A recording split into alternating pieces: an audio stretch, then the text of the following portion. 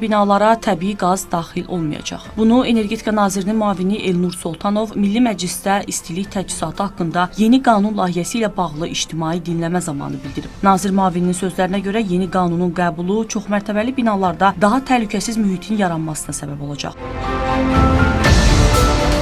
İnşaat məsələləri üzrə mütəxəssis Muxtar Ərturan isə sözügedən məsələnin kütləvi şəkildə tətbiqini hazırda mümkün hesab etmir. Onun sözlərinə görə yeni binalar mərkəzləşmiş istilik sistemi ilə təchiz edilsə belə, mavi qazın verilməməsi elektrik enerjisində yüklənmələrə, həmçinin kommunal ödənişlərdə ciddi artımlara səbəb olacaq.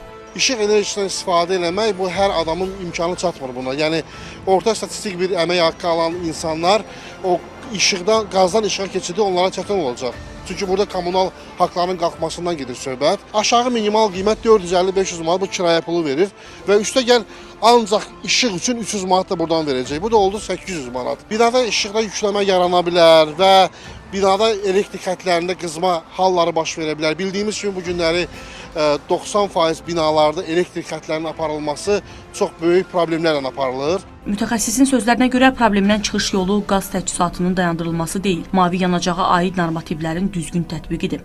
Əsasən bu günləri qazdan yaranan problemlərə, yəni qəzalara səbəb olan əsas səbəblərdən biri qaz verilən mənzillərdə və yaxud iaşə obyektlərində texniki təhlükəsizlik qaydalarına riayət olunmaması və müəyyən qaz sensorlarıdır, qaz datçikləridir, qazın öncədən təyin edən qurğularının və yaxud yanğın əleyhinə olan qurğuların bütün mənzillərdə olmamasıdır. Qazdan və yanğından bu əleyhinə müəyyən vasitələr var ki, bu günləri bütün Avropa o vasitələrdən istifadə edir və heç bir problem də yaranmır.